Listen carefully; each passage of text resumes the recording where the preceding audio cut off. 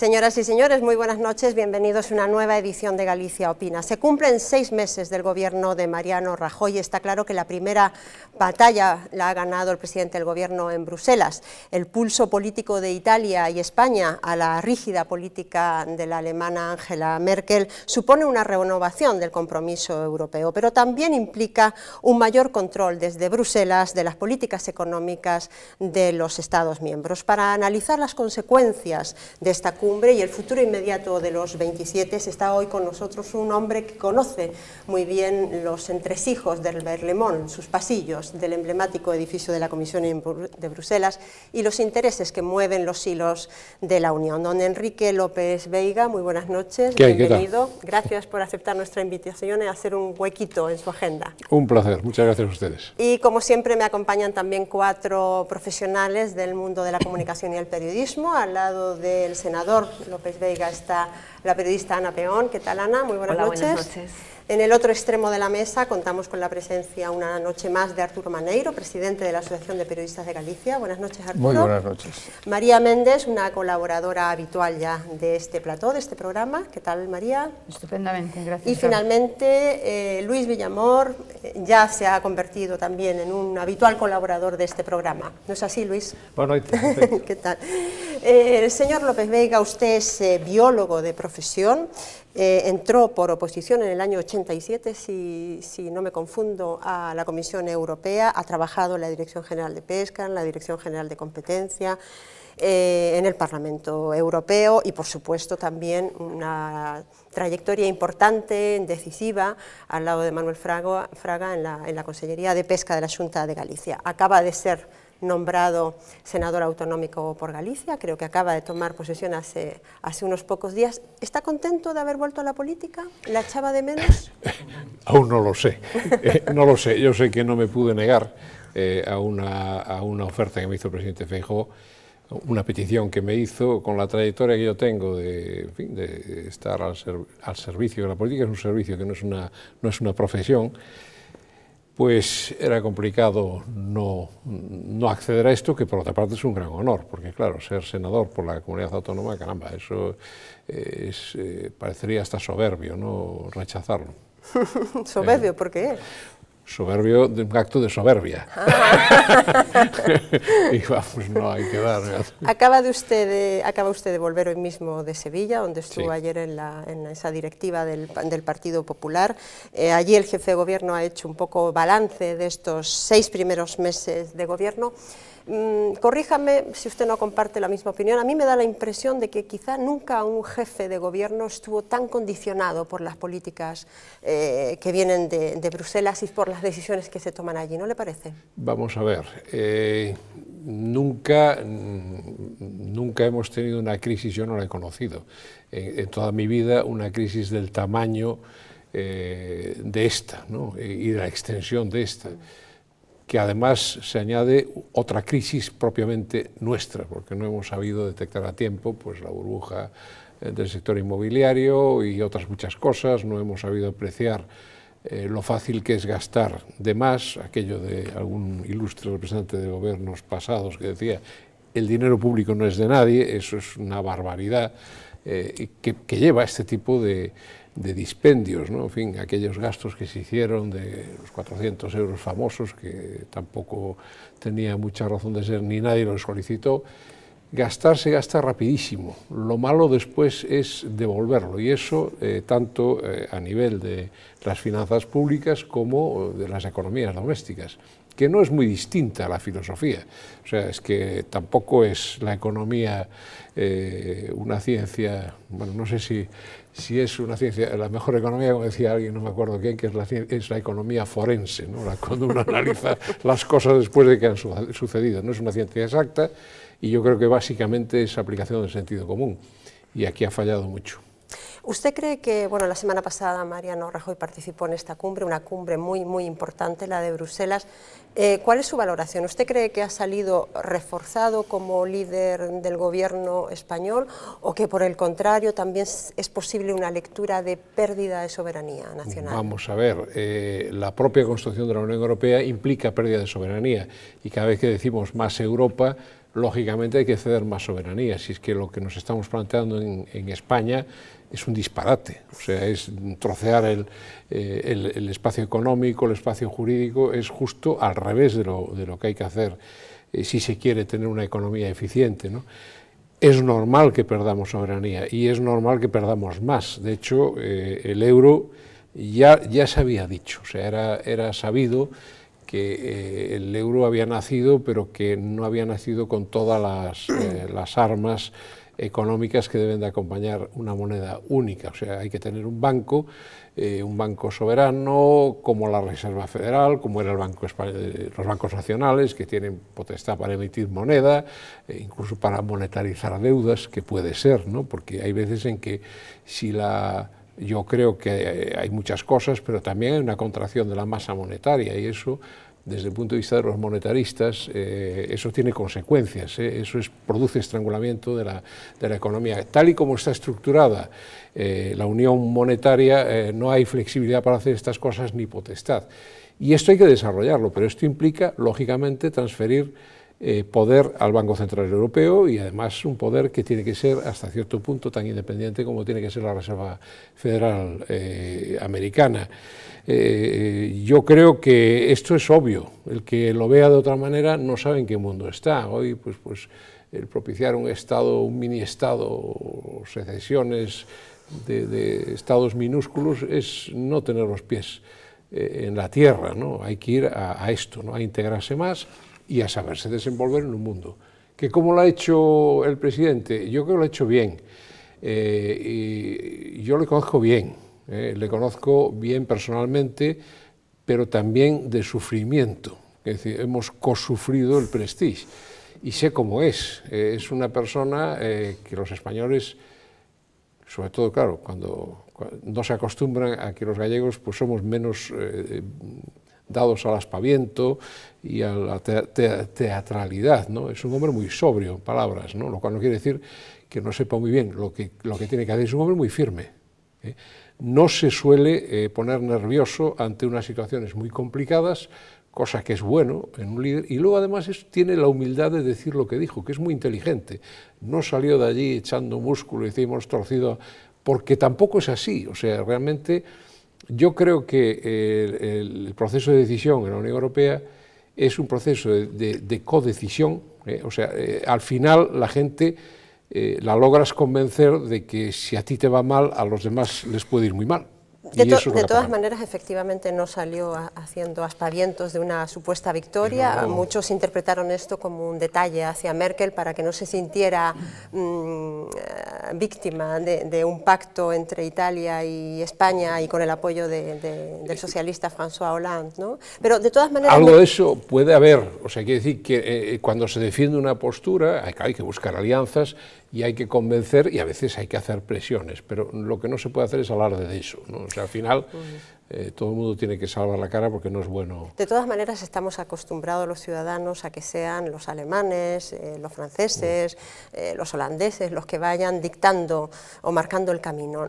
¿Para usted no marca un punto de inflexión esta cumbre donde Italia y España, que son los países a lo mejor más de menos peso económico y político, hayan logrado imponerse? Vamos a ver, yo creo que es un logro importante. Hay una cosa que hay que tener muy clara.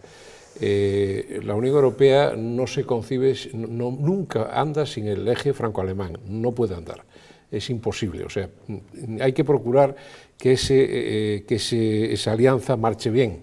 Cada vez que eso va bien, pues el resto va bien. Lo que sí es novedad es que hay dos países que no son pequeños, España e Italia. No, pero tienen un peso... Tienen un peso, somos una economía muy fuerte y unos mercados muy fuertes, que se han metido en ese eje y parece que ahora es algo que funciona a cuatro. Eso sería muy positivo, además con las tendencias que estamos viendo en el Reino Unido, que constantemente pues está un poco yendo a rastras, ¿no? Siempre ha ido a rastras. A lo mejor con Sarkozy esto no hubiese sucedido, ¿no? Pues no lo puedo decir. Los contextos electorales son malos para ver lo que se haría o lo que no se hubiera hecho. La gente después de las elecciones tiende a calmarse un poco y a ser más sensato. Grecia ha hecho tambalear el euro, Sí. la crisis de la deuda española e italiana han ayudado a sembrar más dudas y ahora el gobierno británico baraja la posibilidad de convocar un referéndum sobre su permanencia en el euro.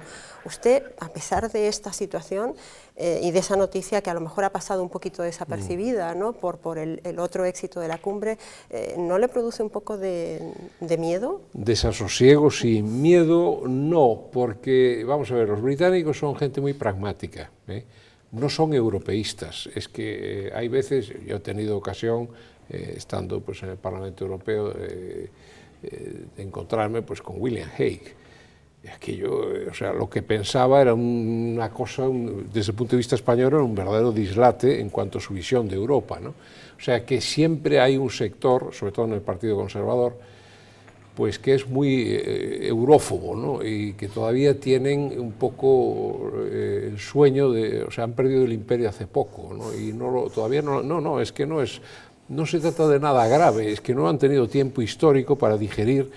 No quieren tampoco digerirlo, ¿no? Yo creo que no, yo creo que es un problema de que no quieren perder la preeminencia que tienen. Hombre, hoy en día, pues por ejemplo, yo no sé, Londres va bien, el resto del Reino Unido pues no va tan bien, o sea, es Londres el que está tirando como capital y ciudad de servicios. Y Londres, si se queda fuera de lo que es las cooperaciones reforzadas, si realmente el grupo euro, que es una cooperación reforzada, si eso se consolida cada vez más, se hace más uniforme en su legislación, Londres va a perder, algo perderá, y va a perder, y eso es lo que al final hará que los británicos salten a bordo. Siempre lo han estado haciendo en todo el proceso de construcción europea, siempre han estado pues, oponiéndose hasta que ven que no se pueden oponer más y que ya no sacan, y entonces saltan a bordo porque tienen... Es una gran virtud, yo les admiro, bueno, yo creo que todo el mundo es bueno, que aquí yo creo muy poco en los clichés, entre otras cosas porque mi familia es más que internacional, entonces yo no creo en esto de que si los gabachos así, los ingleses así, somos todos nuestro padre y nuestra madre, y lo que pasa es que sí, que existen unas tradiciones y unas idiosincrasias nacionales que bueno, también nosotros somos, a veces dicen que somos un poco chulos los españoles, ¿no? Y que vamos un poco de farol y todo eso, pero al final lo que hay que ser es sensato, y yo creo que quizá lo que sí tenemos, quizá Mariano Rajoy da el perfil de una persona que se puede entender muy bien precisamente con los alemanes. Los alemanes, el Grupo Popular, yo lo he visto, funciona bien principalmente gracias a que el Grupo Popular español y el alemán están muy vinculados y realmente son, sí, difíciles de convencer. Eso yo no lo voy a negar. Hay que... Duros en las negociaciones, sí, ¿no? Habrá pasado usted más de una noche en vela ahí, ¿no? Son muy, diríamos, obstinados, ¿no? Tienen que verlo muy bien, pero sí es verdad que son un grupo leal. O sea, se puede contar con ellos, siempre. Yo esto siempre lo he visto. Abrimos, si le parece, un turno de preguntas a mis colegas. Arturo, ¿quieres comenzar tú, por favor? Bueno, yo sí comentaría un tema que ha salido ahora y yo lo he sacado aquí muchas veces y en otras cosas me dicen que no es una visión real. Yo creo que el euro es un tema irreversible. Toda puesta en duda es debilitar al euro, por lo tanto, por eso no entiendo muchas veces este tipo de informaciones y de debates si España está a un 40%, un 50%. ¿Usted está de acuerdo con este tema, que es un tema irreversible, la decisión que se ha tomado por el euro, igual que cualquier otra decisión europea? Yo creo que el euro es irreversible, entre otras cosas, porque lo hemos hecho irreversible. Quiero decir que hoy en día cualquier país salirse del euro es un desastre. O sea, es volver, es caída de una depreciación de la moneda impresionante, pero que todos los demás igual. Quiero decir que los que se quedarían en el núcleo del euro, pues también el euro se iba a debilitar mucho, en fin, y nos iba a costar mucho para las importaciones. Es un escenario que nadie quiere ver. Claro, todos vemos para Grecia. Cuidado, cuando decimos el caso de... Yo no digo que Grecia, no quiero usar esa expresión, pero es verdad que el caso griego no es el caso español, simplemente porque no olvidemos que Grecia, o el gobierno en su día griego, que falsificó los datos. Esto nunca nos ha pasado a nosotros. O sea, podremos haber tenido mal contabilizado, pero lo que es una voluntad de todo un gobierno de esconder una situación que luego ha reventado por los cuatro costados, esto no nos ha pasado, ¿no? Y sin embargo, a pesar de lo que es eso, nadie quiere que Grecia salga del euro.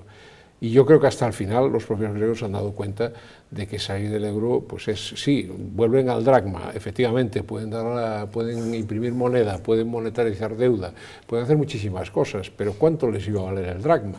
O sea, ¿y qué inflación iban a tener? Yo creo que sí, es irreversible, y además los pasos que se han dado es para fortalecer el euro. A lo mejor nos quedamos todavía cortos y necesitamos otra crisis, o a lo mejor, como siempre en Europa, se va poco a poco, porque claro, las medidas cuando lo adoptan los jefes de Estado, luego hay que ratificarlas en los parlamentos y es más complicado. Nosotros no tenemos ese problema porque somos muy pro Europa, pero hay otros que son, el euroescepticismo pues es mayor y hay que venderlo bien y hay que evitar que te salga pues un país que convoque un referéndum y que lo complique todo, ¿no?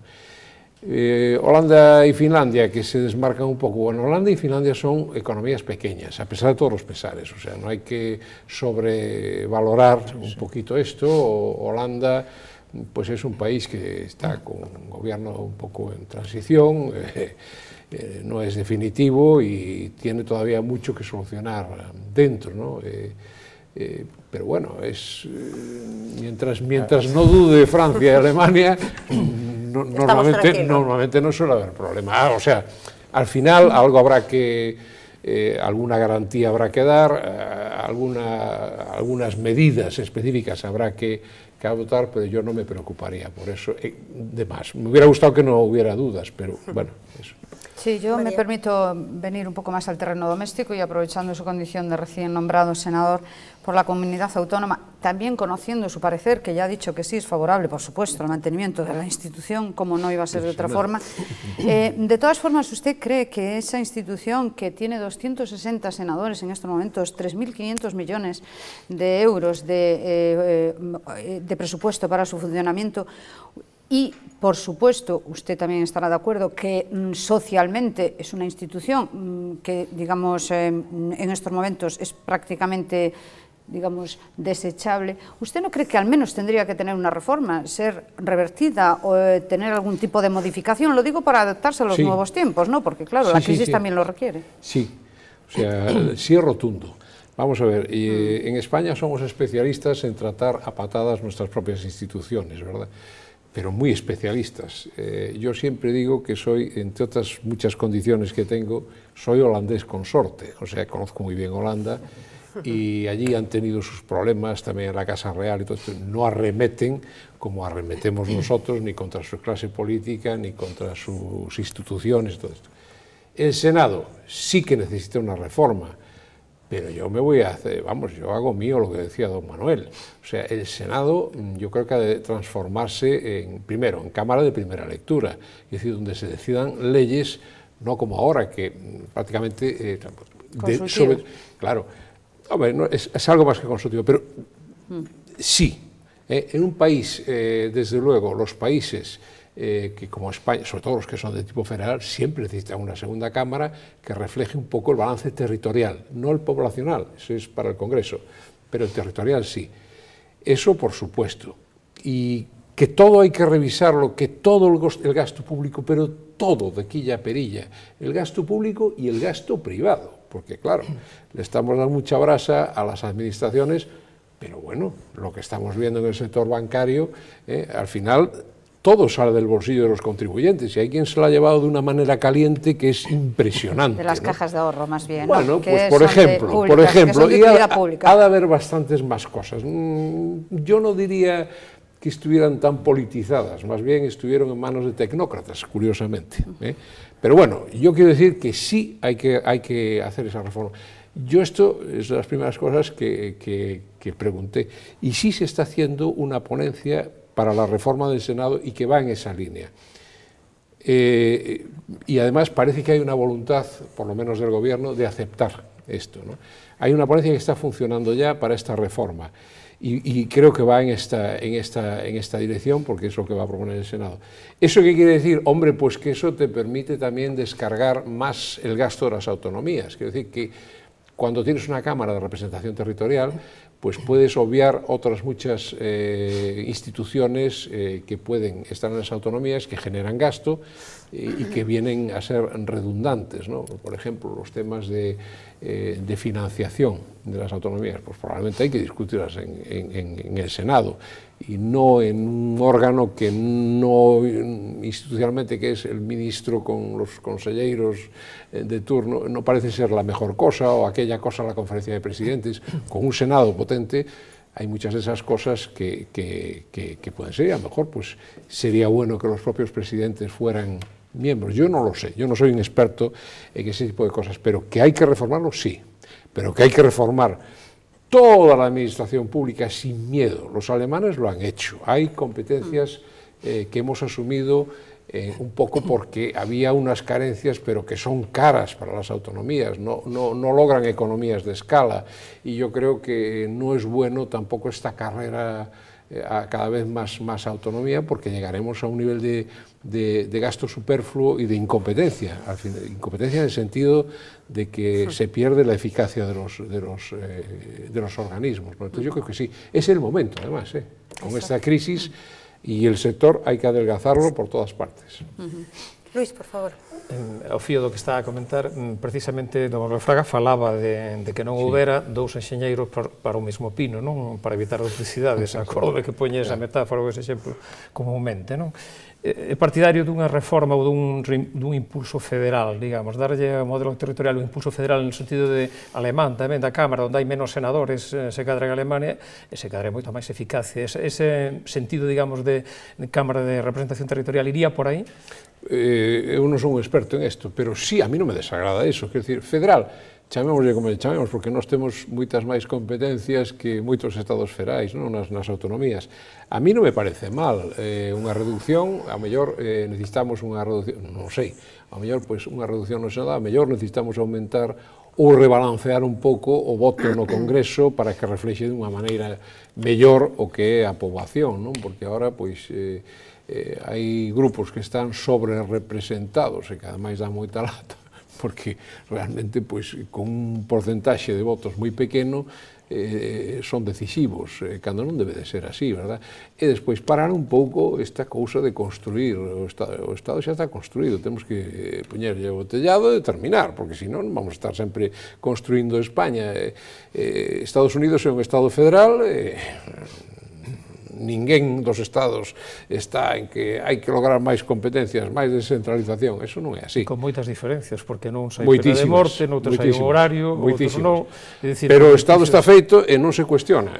Algúna vez necesitamos un pouco de tranquilidade.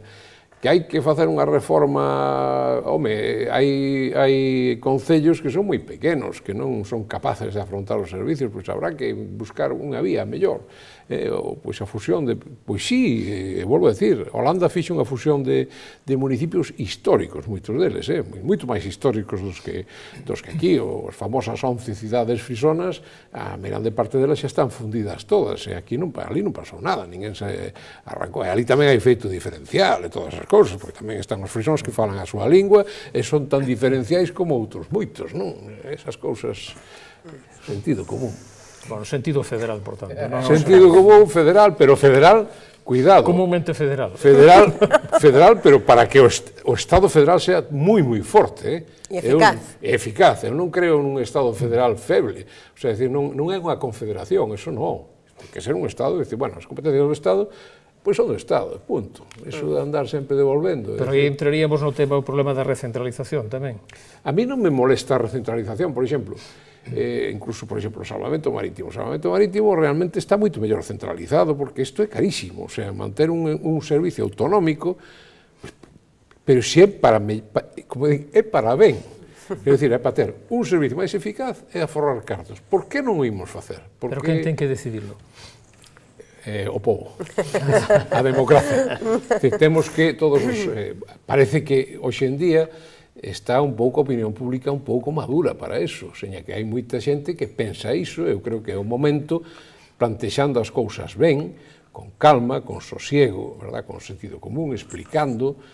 Pues, pero usted no cree que hay un clima de que eso no es políticamente correcto en este momento, de que hay un cierto temor a hacer un planteamiento real de que ciertas competencias se devuelvan, por ejemplo?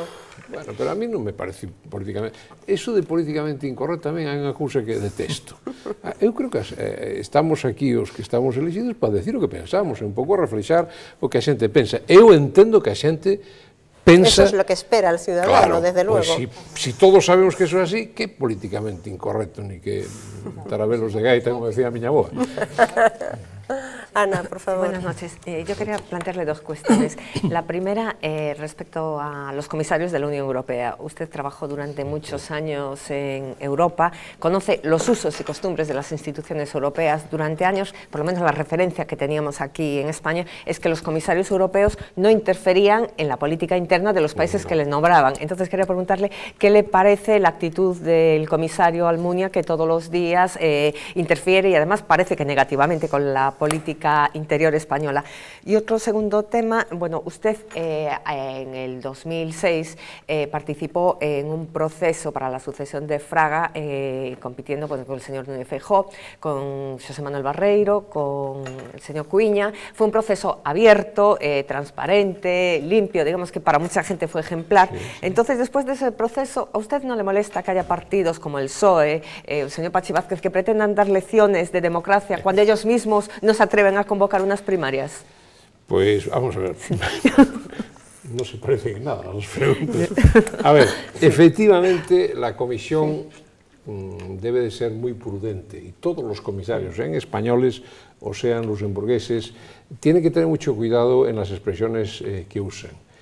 Y de hecho, mucha gente no sabe, yo sí he sido funcionario comunitario y la libertad que teníamos los funcionarios comunitarios para expresarnos personalmente en temas políticos es cero. O sea, nosotros tenemos una cláusula en la cual se nos advierte a los que están en funcionamiento. Yo ahora ya estoy fuera, pero cuando estás ejerciendo de funcionario te dicen: ten mucho cuidado en tus expresiones públicas, está en el estatuto. Dice, de ninguna manera puede darse la impresión de que una opinión personal es lo que piensa la institución. Y esto va por los comisarios, ¿no? Y luego la segunda, yo por ejemplo no podía escribir un artículo político sin que me dieran la aprobación previa, y a veces te lo niegan. O sea, si ven que se mete uno con un gobierno, no te dan el permiso y hay que chincharse. Para eso se gana también bastante bien. Los funcionarios están bien remunerados porque tienen que ser eficaces, tienen que ser ecuánimes y es verdad que se logra.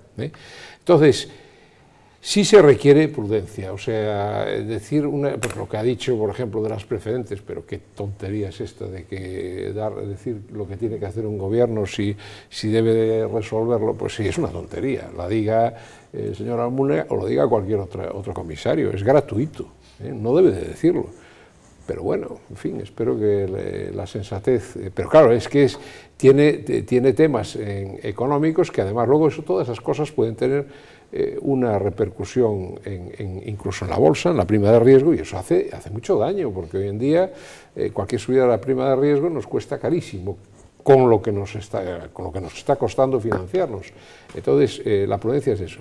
Segundo, aquel proceso fue un proceso efectivamente abierto, yo diría que con bastante espíritu deportivo, porque, bueno, pues nos pusimos de acuerdo todos en que, bueno, primero éramos gente que más bien éramos más amigos que enemigos, ¿no? Lo que pasa es que cada uno, cuando uno cree que tiene algo que aportar, pues se hizo, y se hizo de guante blanco. No nos metimos unos con otros, cada uno presentó su cosa y ganó el mejor. ¿Y qué haces después? ¿Qué vas a hacer? ¿Llorar? No, hay que felicitar al ganador y facilitar la labor, y creo que eso es lo que hay. Los demás, hombre, pues que hagan lo que quieran, yo no sé.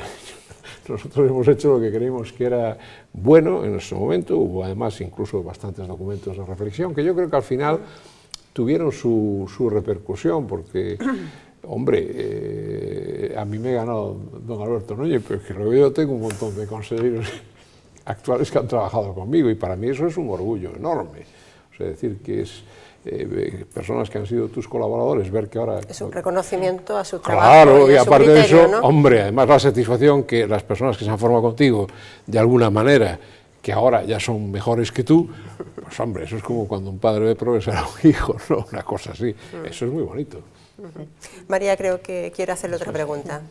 Solo en el terreno emocional, parece ser que en la Cámara que usted, ahora de la que usted es representante, era un poco, digamos, el elefante de los grandes políticos, donde iban allí a, digamos, a estar en sus últimos años, bien como agradecimiento a su trayectoria política, o bien porque se jubilaba. Usted no está en ninguno de esos dos, digamos, marchamos. ¿Qué cree que le ha movido a que le designaran? No lo sé, yo eso no soy quien para responderlo. A mí me han hecho creer que era bueno que aceptara y que era bueno para el Partido Popular y que podía jugar un papel. Yo voy, usted no, sí, soy más como, soy economista, pero soy biólogo originalmente también. La antropología es parte, los huesos, los dinosaurios, eso a los biólogos nos gusta. Entonces, pues no, pues yo creo que el Senado sí puede hacer una labor, o sea, la labor de representar, pues si no tienes una tanta actividad en legislar, puedes dedicar mucho más tiempo a pulsar un poco la opinión y a no tener miedos a la hora de expresar las cosas. Hay que ser prudente, como siempre, no se puede ir por ahí, pues si el presidente dice una cosa, llevarte una contraria, porque es que eso no parece una algarabía, pero como decía el conde de Gondomar, dice, hablar verdad a los reyes es servir bien. Pues como yo soy de Gondomar, tengo que respetar al conde. En principio. Luis. Sí, quería preguntarle, por retomar o tema europeo outra vez, eu creo que o tema da prima de risco, máis que nada, está motivado polas declaracións ou polo papel de Finlandia e de Holanda, que puxeron en dúbida todos os consellos do fin de semana. É dicir, vai máis que nada por aí, non tanto por o señor Almunia, que as súas cosas ten bastante xa. Efectivamente, hai unha... No, pero quería dicir, si non cree que España é realmente o que ten a pelota sobre o tellado, sendo positivo do fin de semana, no sentido de que, ao final, o que se di que vai ser un porcento do PIB, algún pouco de emprego que vai xerar. Pero se ese claroscuro bancario non é responsabilidade, digamos, de España, e a pelota non está aínda no tellado español, con unha incerteza, de logo, asombrosa. Claro, é que a mí o que faz gracia é que cando Mariano Rajoy fala, os que somos de aquí o entendemos perfectamente, os que son de fora, mellor, ainda siguen coa tontería esa que a mí me pon de eso da escaleira dos galegos, a mí que non me pregunten eso, porque sei por onde vai ir o que me pregunte. Entón, que é o que nos dixo en Sevilla?